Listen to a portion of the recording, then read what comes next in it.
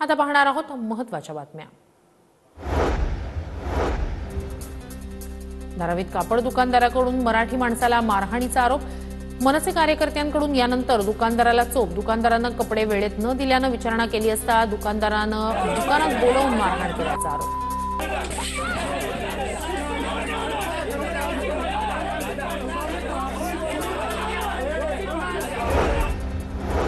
अजित पवार यांच्या राष्ट्रवादीकडून मुंबई पालिकेसाठी मोर्चे बांधणी। चेंबूरमध्ये 26 फेब्रुवारीला कार्यक्रमाचं आयोजन। राष्ट्रवादीचे मंत्री आमदार उपस्थित राहणार। अनिश्चित काळासाठी कोल्हापूर विभागातून कर्नाटक राज्यात जाणाऱ्या महाराष्ट्राच्या एसटी बसेस रद्द। कर्नाटकात महाराष्ट्राच्या एसटी चालकाला काळं फासल्यानंतर परिवहन मंत्री प्रताप सरनाईक यांचा निर्णय। मराठा आरक्षणासाठी कोल्हापुरातील शासकीय विश्रामगृहात बैठक। राज्यभरातील मराठा संघटनांचे प्रतिनिधी उपस्थित। आंदोलनासह पुढील दिशा ठरवण्यावर चर्चा। आरोग्य मित्र कर्मचारी संघटनेचा संप स्थगित। आरोग्यमंत्री प्रकाश आंबेडकर यांची यशस्वी शिष्टाई। कायदेशीर नोटीस देऊन आरोग्य मित्रांच्या मागण्यांसाठी 18 फेब्रुवारीपासून सुरू करण्यात आला होता संप। पूर्व प्राथमिक शाळांची नोंदणी बंधनकारक। राज्यात अनेक ठिकाणी शाळा सुरू करून मनमानी शुल्क आकारणी सुरू। शैक्षणिक वर्ष 2025-26 पासून नोंदणी बंधनकारक होणार। शिक्षण राज्यमंत्री पंकज भोयर यांची माहिती। महिला आयोग सदस्यांविना महायुतीतील तिन्ही पक्षाच्या इच्छुकांची मोठी यादी। महायुतीत संघर्ष होण्याची शक्यता। जानेवारीत कार्यकाळ संपला असतानाही निर्णय अद्याप आला नाही। कोस्टल रोडवरील पॅचवर्कमुळे पालिकेवर टीकेची झोड। सोशल मीडियावर व्हायरल झालेल्या व्हिडिओनंतर पालिकेला जाग। पालिकेकडून कोस्टल रोडच्या दुरुस्तीचं काम सुरू। म्हाडाच्या कोकण मंडळाच्या घरांची लॉटरी लवकरच।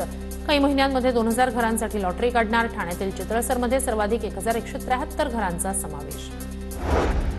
शिवसेना प्रमुख बाळासाहेब ठाकरे आंतरराष्ट्रीय स्मारकावर आतापर्यंत 229 कोटींचा खर्च। स्मारकाच्या पहिल्या टप्प्याचं काम पूर्ण होऊन दुसऱ्या टप्प्यातील काम सुरू। उन्हाळी सत्र परीक्षांच्या अंतर्गत मूल्यमापनाचे गुण वेळेत भरा, अन्यथा दंडात्मक कारवाई। विद्यार्थ्यांच्या अंतर्गत मूल्यमापनाचे गुण लेखी परीक्षेच्या एक आठवडा आधी ऑनलाईन पद्धतीनं भरण्याचे मुंबई विद्यापीठाचे आदेश। महावितरणच्या वीज दर प्रस्तावाला विरोध करणं ग्राहकांसाठीच नुकसानकारक। वीज ग्राहकांच्या आरोपांवर महावितरणकडून स्पष्टीकरण। पिंपरीतील 58 आरो प्रकल्पांवर आता कडक नियमावली। महापालिकेनं दिलेल्या अटी शर्ती नियमांचं पालन करून अधिकृत परवानगी घेऊनच प्रकल्प सुरू ठेवण्याचे आदेश। सांगली जिल्ह्यातील जीबीएस आजाराचा बळी। जिल्ह्यात आजारानं मृत्यू झालेल्यांचा आकडा 3 वर। सांगली शहरातील हा रुग्ण असल्यानं शहरात भीतीचं वातावरण। मागील 3 वर्षात नागपूर मेट्रोमधील प्रवाशांच्या संख्येत 40% वाढ, तर प्रवासी महसूल तिप्पट झाल्याची माहिती। पुण्यातील पोर्शकार अपघात प्रकरणात बाल न्याय मंडळावरील 2 नवीन सदस्यांची नियुक्ती।